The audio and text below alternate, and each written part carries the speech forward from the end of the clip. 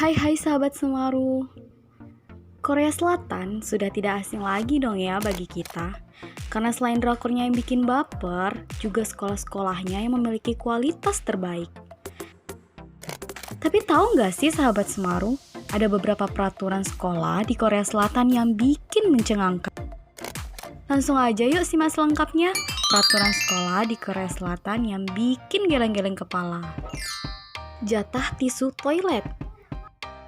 Sekolah-sekolah di Korea Selatan ternyata setiap kelasnya memiliki toilet masing-masing, sehingga para siswa nggak perlu tuh jauh-jauh mencari toilet. Namun, ada hal yang cukup unik sekaligus rawan perihal toilet-toilet di sekolah Korea Selatan.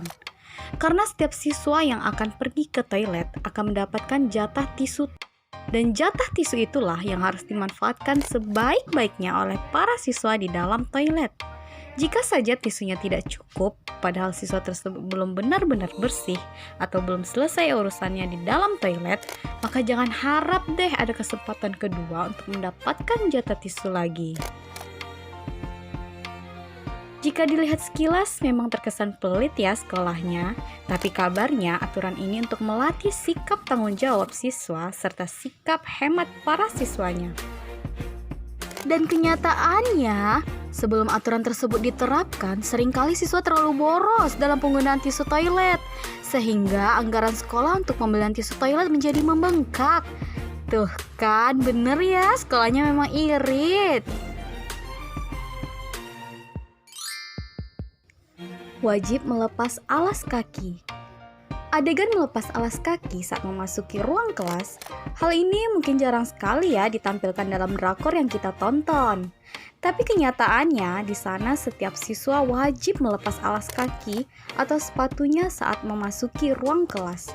Tujuannya ya supaya lantai di dalam kelas jadi tidak kotor oleh bekas jejak alas kaki yang mungkin menginjak kotoran atau jalan becek di luar ruang kelas. Nah, sahabat Semaru, karena sekolah-sekolah Korea Selatan sudah lama menerapkan aturan melepas sepatu sebelum masuk ke ruangan kelas, maka biasanya setiap sekolah menyediakan sepatu khusus untuk digunakan dalam kelas sebagai pengganti sepatu siswa-siswanya yang kotor. Dan kebiasaan ini tujuannya adalah untuk membuat para siswa menyadari bahwa bagaimana menjaga kebersihan dan menjaga status semua siswa itu sama ketika berada di dalam kelas. Tapi ada juga sekolah yang tidak menyediakan alas kaki pengganti. Jadi siswa biasanya hanya menggunakan kaos kaki mereka, atau ada juga yang membolehkan siswanya membawa sendal bersih untuk digunakan dalam kelas.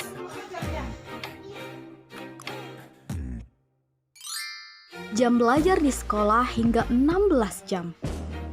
Di Indonesia, program full day school yang bikin siswa-siswanya menghabiskan banyak waktunya untuk belajar di sekolah, yaitu sekitar 8 jam sekolah, masuk pukul 7 pagi, pulang pukul 4 sore, seperti jam kerja kantoran ya. Waduh, ini aja udah bikin kita keliengan liatnya. Kalau di Korea Selatan, tidak cukup hanya 8 jam belajar. Di sana malah menghabiskan waktu selama hampir 16 jam di sekolah untuk siswa yang masih duduk di bangku SMP.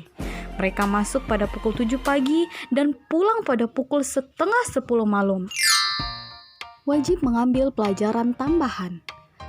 Kalau sahabat Semaru menyaksikan drakor yang mengisahkan cerita anak sekolah, mungkin kita akan bertanya-tanya ya, mengapa para tokoh dalam drakor itu masih mengenakan seragam sekolah sampai larut malam?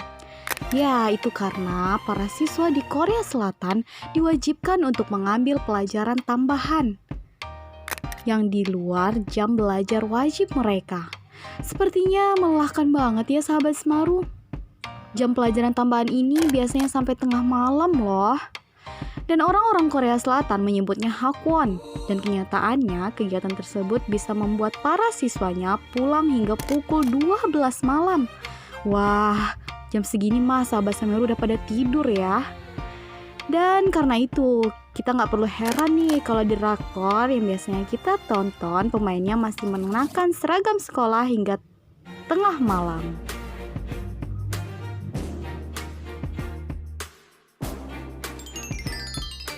Aturan seragam. Kalau kita perhatikan, pendek banget ya semua seragam rok sekolah yang dikenakan oleh para siswi di Korea Selatan. Dan rok mini ini bukan untuk gaya-gayaan para siswanya loh sahabat Semaru, tetapi memang merupakan aturan yang diterapkan oleh otoritas pendidikan di negeri ginseng tersebut. Bahkan kabarnya nih ya, ukuran rok siswi di Korea Selatan dalam kurun waktu 10 tahun terakhir ini telah berkurang antara 10 hingga 15 cm. Tidak hanya rok mini loh sahabat Semaru. Ternyata sebagai siswi di Korea Selatan, kita juga harus menggunakan blazer dengan kaos kaki panjang hingga atas lutut.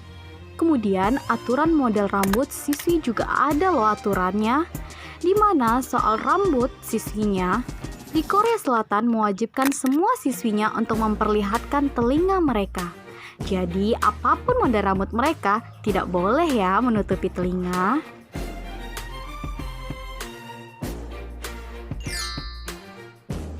Membersihkan sekolah sendiri. Di Indonesia aturan ini sudah diterapkan ya. Ya, namanya biasanya piket. Tugasnya berkelompok membersihkan ruang kelas masing-masing. Dan kalau di Korea Selatan, setiap siswanya juga wajib ikut terlibat atau berpartisipasi dalam membersihkan kelas dan lingkungan sekolah mereka. Biasanya siswa-siswa di Korea Selatan itu membersihkan kaca kelas mereka, papan tulis, hingga mengepel lantai sekolah. Selain itu, juga mereka wajib membersihkan toilet di ruang kelas masing-masing. Dalam hal ini, kebersihan sekolah dan kelas memang sangat dijunjung tinggi di Korea Selatan.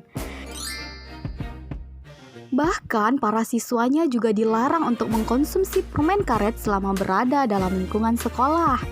Jika ketahuan mengkonsumsi permen karet dan meninggalkan sampah permen karetnya di sekolah, bisa-bisa dapat hukuman berat loh. Oke sahabat Semaru, itu dia peraturan sekolah di Korea Selatan yang paling mencengangkan. Thank you ya yang udah nonton videonya sampai habis. Like, comment, and subscribe, dan aktifkan lonceng belmu agar tidak ketinggalan informasi menarik lainnya dari kita. Bye-bye!